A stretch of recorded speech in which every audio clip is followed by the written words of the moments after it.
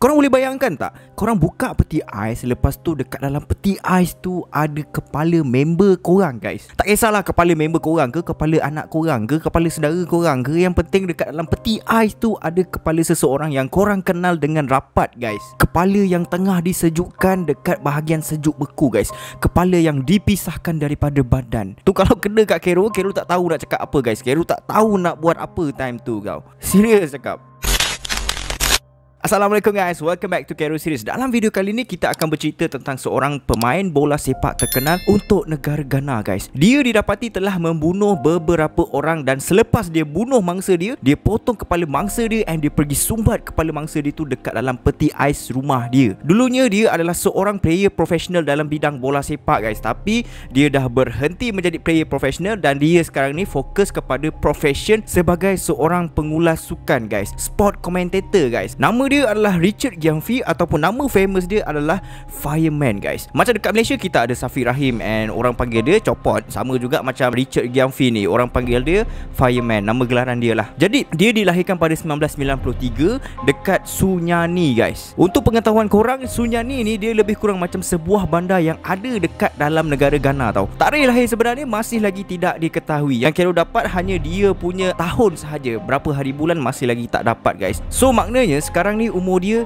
telah mencapai 28 tahun guys. Kita boleh katakan dia ni masih muda lagi tau. And biasa kalau player bola kita boleh dengar jarang gaji sikit guys kan. Kalau player bola dekat Malaysia pun gaji rabak-rabak guys. Kalau korang nak tahu hasil kekayaan yang dia dah miliki pada umur 28 tahun adalah sebanyak $200,000 guys. Satu jumlah yang bagi Kero sangat besar tau. Lagipun sekarang ni kan dia dah jadi sport commentator kan. Bayaran untuk pengulas sukan boleh tahan juga guys. Banyak juga tau. So cerita ni bermula pada 23 Ogos tahun 2021, baru-baru ni je lah kan. Benda ni dilaporkan oleh polis Ghana yang di mana mereka telah berjaya menangkap Richard Gyamfi dekat rumah dia sendiri guys. Perkara ni pun telah disahkan benar sebab berita pasal kejadian ni dah masuk dekat salah satu radio yang famous dekat Ghana tu. Nama radio tu adalah Sky FM and station radio tu pun memang ada dekat Sunyani guys, dekat tempat kejadian tu. Jadi berita pasal kes Richard ni pun makin cepat tersebar sebab station radio tu dekat gila dengan kawasan kejadian. Lagilah cepat orang buat kerja untuk sebarkan pasal benda ni guys.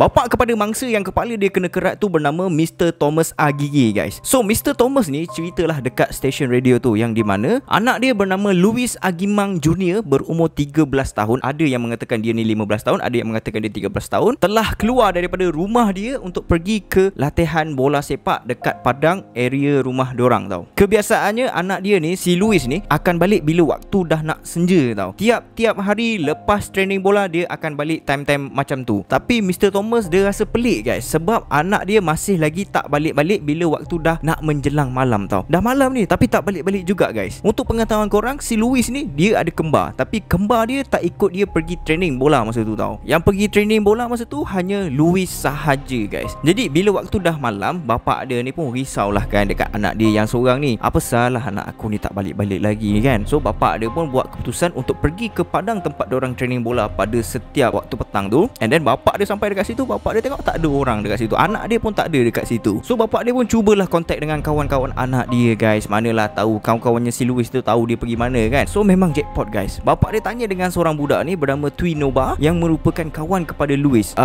Twinoba, kau nampak tak anak pakcik si Louis tu? Kau nampak dia tak?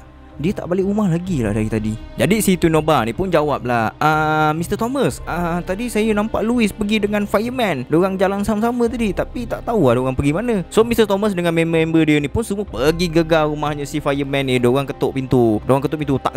And si Fireman pun keluar. Mr. Thomas tu tanya dekat si Fireman tu, kau nampak tak anak aku? Ni budak ni bagi tahu yang tadi petang tu dia nampak engkau dengan anak aku pergi jalan-jalan sama-sama. So Fireman pun jawab lah, bang, mana ada bang, saya tak ada nampak langsung anak abang tu. Si Fireman ni dia macam deny. Jadinya bila dia deny tu, benda tu membuatkan orang ramai semua makin ragu-ragu dengan dia ni tau. Jadi makin suspicious dengan si Fireman ni. Mr. Thomas tanya balik dekat Twinoba ni, Twinoba, kau cakap tu betul? Kau memang nampak anak aku dengan si Fireman ni ke? Yang si Twinoba ni pun dia jawab dengan yakin, betul cik.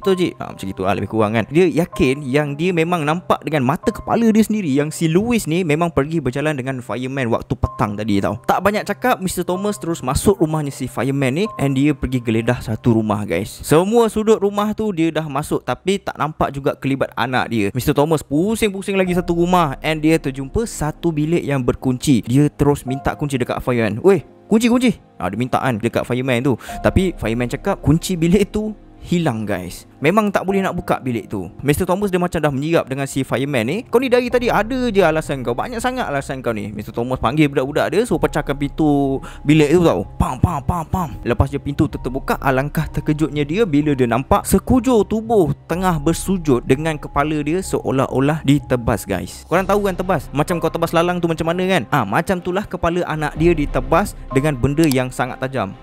Kau slice gitu je, terpotong. Mr. Thomas ni dia dapat macam yang badan tanpa kepala tu anak dia, sebab baju yang dipakai memang baju yang anak dia pakai masa dia nak pergi training bola petang tadi tu. Mr. Thomas dia terus jatuh terduduk kan. Lah anak dia guys. Menggila kau. Bodoh betul si fireman ni. Aku geram betul lah. Tak tunggu lama tau, budak-budak Mr. Thomas ni pun apa lagi, teruslah rembat si celaka tu tau. Lunyai juga dia kena tibai masa tu. Lepas dah lunyai tu, barulah si fireman ni diserahkan kepada pihak polis Ghana untuk siasatan yang lebih lanjut lah. So polis pun datanglah ke tempat kejadian, and diorang mulakan investigate. Diorang selongkar satu rumah. Dekat dalam bilik yang sama, diorang ada terjumpa anggota badan manusia dekat dalam satu karung guni guys. Karung guni tu penuh dengan anggota badan manusia guys. Masa Kero tengah study pasal cerita ni pun, Kero scroll, Kero terjumpa satu website yang tunjuk full gambar dekat tempat kejadian tau. Kero tengok, bapak dia geng, serius, kepala orang kena tebas. Seram gila guys. First tengok gambar tu pun rasa macam nak muntah tau. Serius lupa. Yang pasal kepala ni, pihak polis lagi terkejut guys bila diorang buka peti aisnya si fireman tu tau. Ada 3 kepala manusia dekat dalam tu, termasuk kepala Louis guys. Semua body part manusia tu diorang hantarkan kepada pihak forensik untuk siasatan lanjut tau.